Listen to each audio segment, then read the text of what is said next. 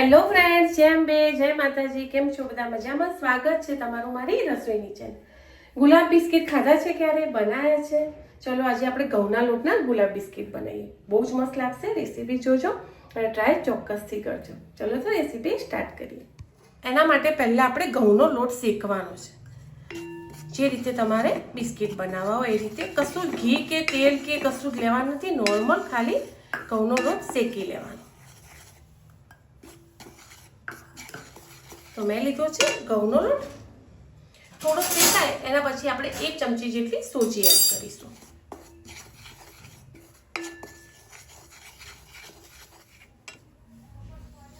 Add કરીશું 1 ચમચી સોજી અને 2 ચમચી બેસન, ચણાનો લોટ. બસ ઘઉંનો લોટ વધારે લેવાનો છે. સોજી અને ચણાનો લોટ ટેસ્ટ માટે લેવાનો છે. એ રીતે એડ કરી લેવાનો. હવે એને સ્મેલ આવે ત્યાં સુધી શેકી લેવાનું. ત્રણેય બરાબર શેકાઈ જવું જોઈએ. કલર ચેન્જ બી થવા લાગ્યો છે અને સ્મેલ બી આવવા લાગી છે. હવે આપણે એને કરી દઈશું બંધ અને ગરમ તાસણામાં જ રહેવા દઈશું ત્યાં સુધી આપણે બીજી વસ્તુ તૈયાર કરી લઈએ. મેં લઈ લીધું છે હવે થાળીમાં. મસ્ત કલર ચેન્જ થઈ ગયો છે. હવે આપણે એમાં સેજ જ એટલે 1 ચપટી વાર મીઠું એડ કરીશું. એના પહેલાં હું ઘી એડ કરી લઈશ 1.5 ચમચી. નાની હોય તો 2 ચમચી, મોટી હોય તો 1 ચમચી. બરાબર. મેં લીધું છે ગુલકંદ અને અંદર લીધો છે ગુલાબનો શરબત 1/2 ચમચી જેટલો એડ કરી દઈશું. ઇલાયચી ભાવતી હોય એડ કરી દેવાની, ના હોય તો ગુલકંદમાં બધો ટેસ્ટ આવી જાય. પીચ મીઠું, નહીં ખાવાનો સોડો, નહીં ઈનો, કશું જ એડ નથી કરવાનું. જરૂર પડે એટલું થોડું થોડું પાણી. દૂધ લેવું હોય તો દૂધ લઈ લેવાનું. થોડો 1/2 ચમચી જેટલો ફરી આપણે ગુલાબનું શરબત ઉમેરી દઈશું અને આને મસ્ત મિક્સ કરી લઈશું. તમારે જ વધારે બનાવવો હોય તો બી તમે બનાવી શકો છો અને ટ્રાય માટે થોડા બનાવવા હોય તો બી બનાવી શકો. ટેસ્ટ માટે તાજા તાજા ખાવા હોય તો બી બનાવી શકો. મેં લીધું છે માપનું અત્યારે લોટને, કારણ કે મારે ટેસ્ટ માટે જ ખાવા હતા. પણ પ્રોસેસ બધી આ રહી છે. કોઈમાં માપ કેવું છે નહીં. તમે જે રીતે સ્વીટ ખાતા હોય, જે રીતે ઘી કે તેલ ખાતા હોય એ રીતે વસ્તુ એડ કરી અને આ બિસ્કિટ તમે બનાવી શકો છો. દૂધ લેવું હોય તો ગરમ દૂધ લઈ લેવાનું, નોર્મલ. પાણી લેવું હોય તો પાણી.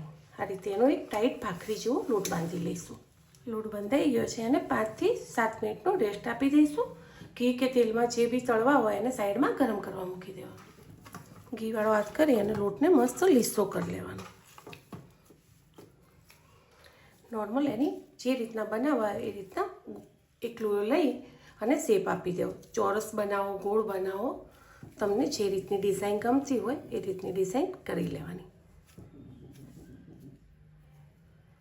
સોજી છે અંદર એટલે તમને એવું લાગશે થોડા કરકરા, પણ થોડા ક્રન્ચી બી લાગશે. આ રીતે આપણે એક પેડાનો શેપ આપી દઈશું. ધીમે ધીમે તમે જાડું પાતળું તમારે જે રીતે બેક કરવું હોય તો થોડા જાડા રાખવાના, તળવું હોય તો થોડું પાતળું કરી લેવાનું. ઓળું તમારે મસ્ત આ રીતે લીસી કરી લેવાની. મતલબ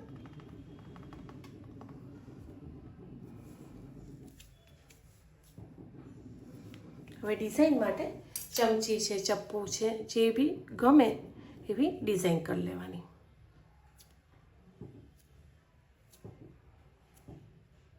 આ રીતની.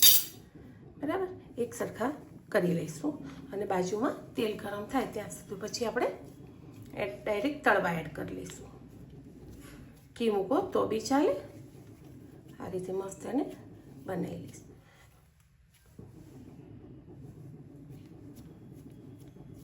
એકદમ ઇઝી રેસીપી છે પણ સારી છે, અલગ છે. છોકરાઓને બિસ્કિટ ભાવતા હોય તો આ નવી નવી રીતે તમે બિસ્કિટ બનાવી આપી શકો.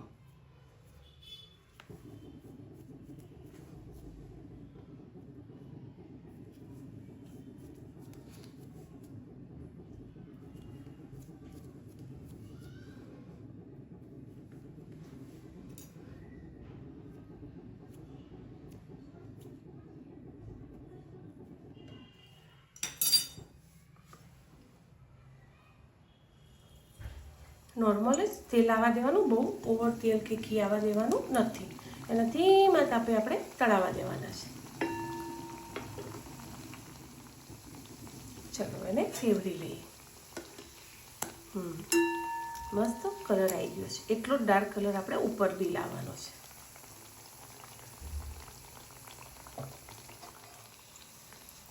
ચલો મસ્ત તળાઈ ગયા છે, એને લઈ લઈશું.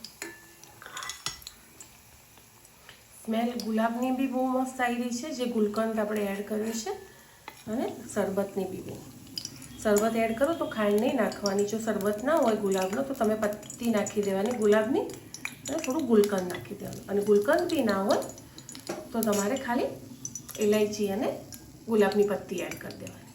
થોડા ડાર્ક કરવાના ફ્રેન્ડ, કારણ કે આપણે ગુલાબનો શરબત એડ કર્યો ને એટલે કલર તો એનો આમ બી ડાર્ક જો જ છે.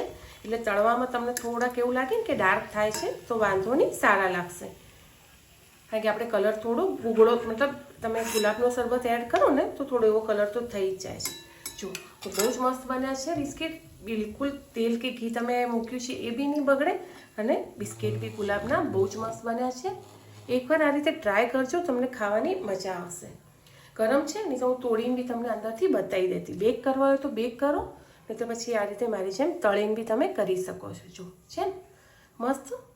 થોડા ડાર્ક જ તળવાના તો તમને ખાવાની બી મજા આવશે, અને થોડા દિવસ સુધી રહેશે બી ખરા. 15 દિવસ સુધી તમે આ બિસ્કિટ ખાઈ બી શકો. બહુ જ મસ્ત બને છે. મળી આગળના નવા બ્લોગમાં. By friend.